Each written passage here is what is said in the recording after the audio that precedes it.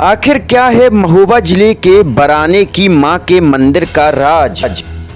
क्या वाकई इस मंदिर में माता कन्याओं के रूप में रहती हैं?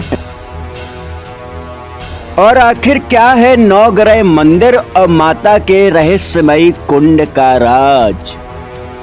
हमारा सफर शुरू हुआ गरोठा धाम से।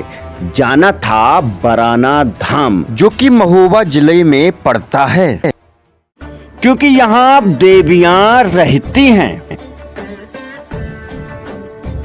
9 देवियां 9 बहनों के रूप में रहती हैं। कभी कन्याओं के रूप में दर्शन देती हैं, तो कभी अपना चमत्कार दिखाती हैं। यहाँ पे अधर्म का कोई काम नहीं है।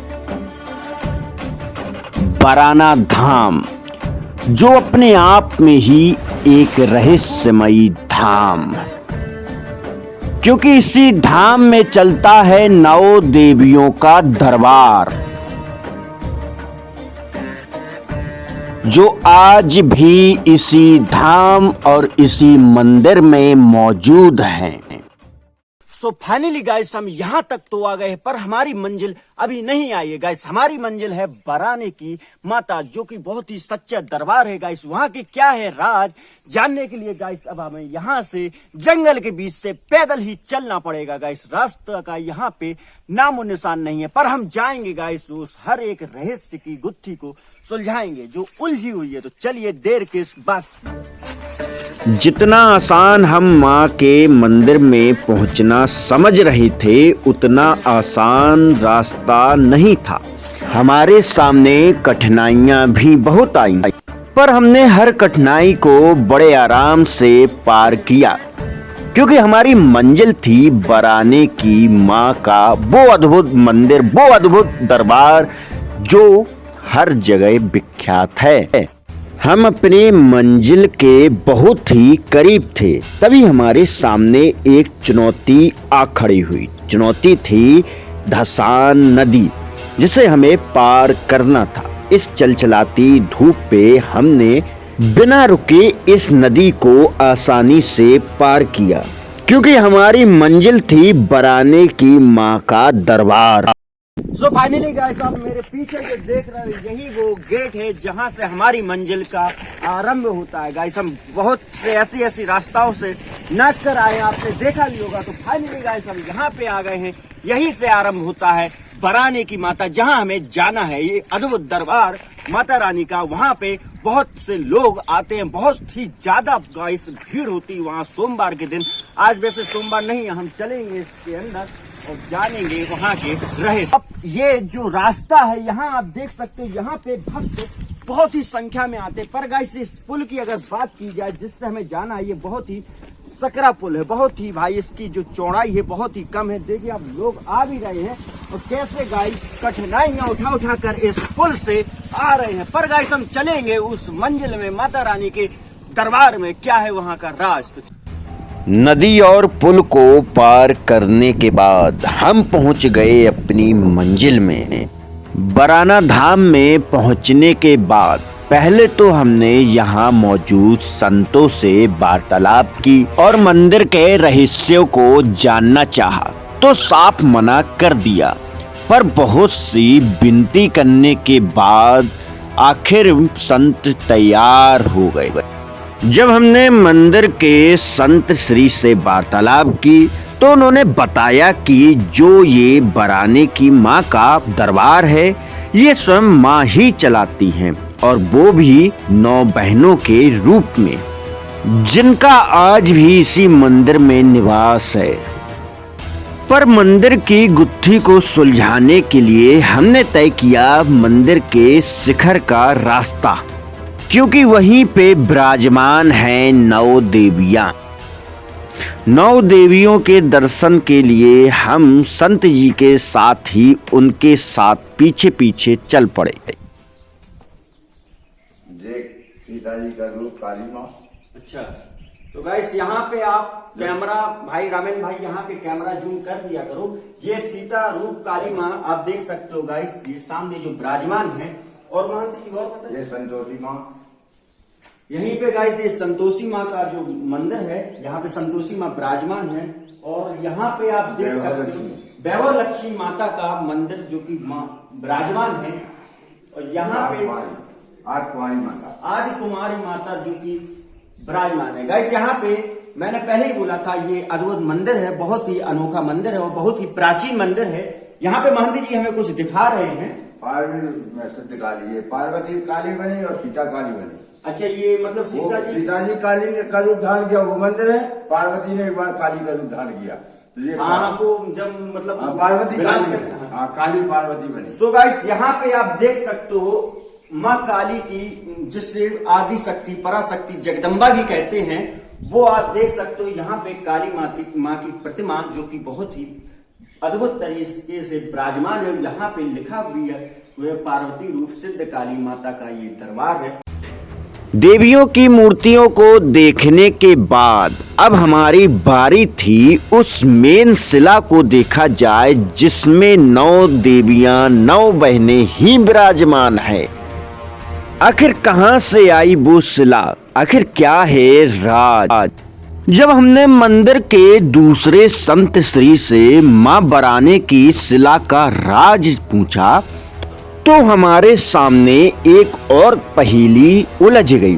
पहेली थी इसी मंदिर में पहले पूजा करने वाले संत श्री 1008 सुदामा दास जी महाराज, जिनको ही मां ने दर्शन दिया और 9 देवियां उनसे वार्तालाप भी करती थीं। कुछ तो ऐसे राज थे कि मंदिर निर्माण के लिए पैसे भी मां देती थी। इसीलिए इस गुत्थी को सुलझाने के लिए हमने पहले तय किया संत श्री सुदामा दास जी की समाधि का रास्ता। जब हम संत सुदामा दास जी के समाधि के पास पहुंचे तो यहाँ मौजूद संत ने बताया कि गुरुदेव ने जब अपना शरीर त्यागने का समय आ गया तो उन्होंने पहले से ही अवधि बता दी। अपनी जो जब शरीर को छोड़ने का, त्यागने का समय आया तो उन्होंने पहले ही बता दिया। 1 साल पहले बता दिया था और वो टाइम भी बता दिया। हाँ, टाइम बता टाइम दिया। में हम 6 दिन जब टाइम आया तो 6 दिन पहले बता दीजिए। अच्छा कि अब हमारा समय आ गया। हाँ, जब शरीर छोड़ा तो बताया, आपको बताया। हाँ, साफ बताया सामने सामने ऐसे बैठे। सो गाइस आप यहाँ मेरे पीछे देख सकते हो श्री श्री 1008 श्री स्वामी सुदामानंद जी महाराज, जिनका बनाया हुआ, जिनके मेहनत पे माता रानी की कृपा थी, उनके ऊपर सिद्धि भी प्राप्त थी। तो गाइस यहाँ पे आप जो मंदिर देख सकते हो, मैंने आपको पहले बताया, यहाँ पे गाइस कुछ भी नहीं था। जो आप पीछे पूरे में गाइस जंगल ही जंगल देख रहे हो। यहाँ पे लोग आने से भी डरते थे क्योंकि यहाँ पे बदमाश वगैरह भी बहुत लगते थे। पर गाइस आज की अगर बात की जाए तो यहाँ पे गाइस फुल व्यवस्था है। आप देख सकते हो यहाँ पे ये महंत जी लोग रहते हैं, रहने की भी पूरी सुविधा है। ये सब गाइस माता रानी की कृपा और महाराज श्री सुदामानंद जी की कृपा से भी हुआ। हमने संत महाराज की गुत्थी को तो सुलझा लिया था। अब हमारी बारी थी उस शिला को देखना, जिसमें आज भी 9 देवियां विराजमान हैं। और यहाँ की मान्यता यह भी है कि उस शिला को देखने पर अगर आपको दर्शन हुए तो यह आपका भाग्य है। इसीलिए हमने संत महात्मा से प्रार्थना की उस शिला को दिखाने का। आखिर हमें दर्शन हुए बराने की मां अद्भुत धाम, उस रहस्यमयी शिला का।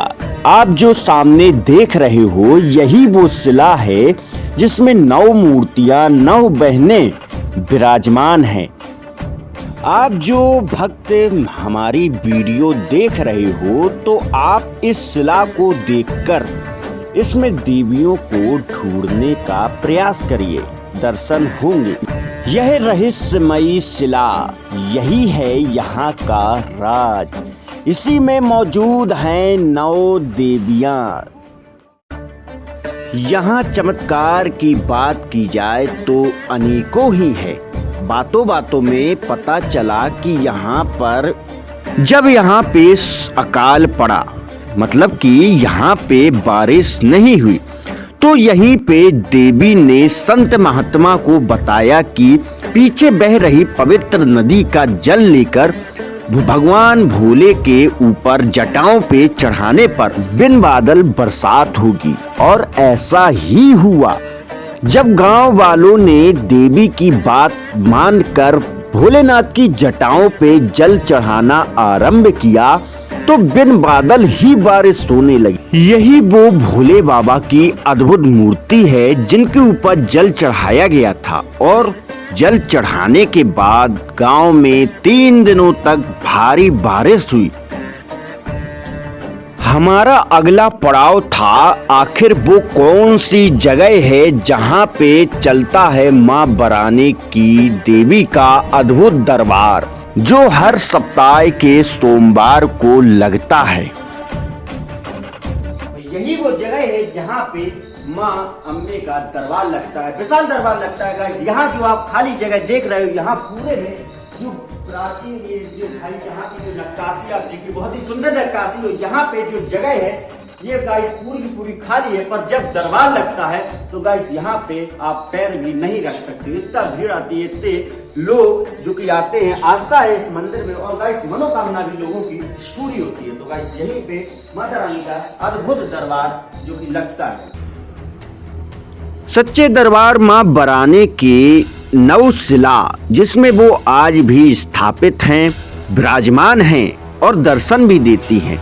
और दरबार जहां उनका चलता है उन राजों को तो हमने जान लिया। अब हमारी अगली मंजिल थी मां बराने का वो रहस्यमयी कुंड। आखिर क्या है उस कुंड का राज? इसीलिए हमने बिना किसी देरी किए संत महात्माओं के साथ तय किया उस कुंड का रास्ता। आखिर क्या है उस कुंड का राज? हम जिस कुंड की बात कर रहे थे यही वो कुंड है। जब हमने संत महात्माओं से वार्तालाप की और इस कुंड के विषय में पूछा तो उन्होंने बताया कि इसकी खोज स्वयं ही माता रानी ने की थी। माता रानी ने संत सुदामा दास जी को स्वप्न में ही बताया। संत महात्माओं ने बताया कि जब यहाँ पे पानी की कोई भी सुविधा नहीं थी, जब माता रानी ने संत सुदामा दास जी को इस कुंड के बारे में बताया जो कि इस धरती के नीचे दबा हुआ था। माता रानी के बताए अनुसार ही संत सुदामा दास जी ने जब यहाँ पे खोदना आरंभ किया तब यहाँ पे इस कुंड का होना पाया। मान्यता यह भी है कि जो भी व्यक्ति इस कुंड का जल पी लेता है तो उसके शरीर में कहीं भी कोई भी दर्द हो वो बड़े ही आराम से गायब हो जाता है, कोई भी दर्द रहता ही नहीं। यह है बराने की मां का अद्भुत धाम के कुंड का रहस्य। माता रानी के कुंड की गुत्थी को तो हमने सुलझा लिया। अब हमारी अगली मंजिल थी इसी मंदिर के बगल में बने नवग्रह मंदिर का राज। जब हमने यहाँ मौजूद संतों से इस मंदिर के विषय में पूछा, नवग्रह मंदिर के विषय में पूछा, तो उन्होंने बताया कि यहाँ पे मिट्टी के नीचे दबी चट्टानों में आकृतियां थीं और उनमें बने हुए थे नवग्रह चक्र। इसीलिए उन्हीं चट्टानों के ऊपर, हर उस चक्र के ऊपर उसी ग्रह के स्वामियों की स्थापना की गई। इसीलिए इस मंदिर की, नवग्रह मंदिर की स्थापना यहाँ पे की गई। मां बराने वाली मां का धाम और इस धाम के बगल में मौजूद सैकड़ों मंदिर और हर एक मंदिर का अपना अपना राज। सो गाइस, अगर आप लोग कंफ्यूज हो रहे हो और रास्ता भी आपको मालूम नहीं है और यहाँ आकर माता रानी के दरबार में आना चाहे तो आपकी श्रद्धा भी है, तो गाइस ये नंबर महाराज जी के यहाँ के महंतों का नंबर भी है, आप उससे संपर्क कर सकते हो, यहाँ के आने का रास्ता और महंत जी से मुलाकात भी कर सकते हो। यही था वो रहस्य जो हम आपको आज दिखाने आए थे। और गाइस आपने देखा भी है बहुत से यहाँ पे रहस्य है। और गाइस हमारे साथ महंत जी भी लोग हैं, हम इनसे अब गाइस विदा लेते हैं जाने की। तो महंत जी, तो गाइस ऐसे ही हम और भी रहस्य आपके लिए अनसुलझे रहस्य मंदिरों को लाते रहेंगे, जहाँ पे गाइस रास्ता भी नहीं होगा जाने का, चाहे वो नदी का रहस्य, नदी के बीच में रहस्य है, इस जंगल के बीच में जो आप मेरे पीछे देख रहे हो ऐसे भी रहस्य है। हम उस हर जगह पे जाने का प्रयास करेंगे जहाँ पे रहस्य है। तो बोलिए जय माता दी, बोली सच्चे दरबार की जय।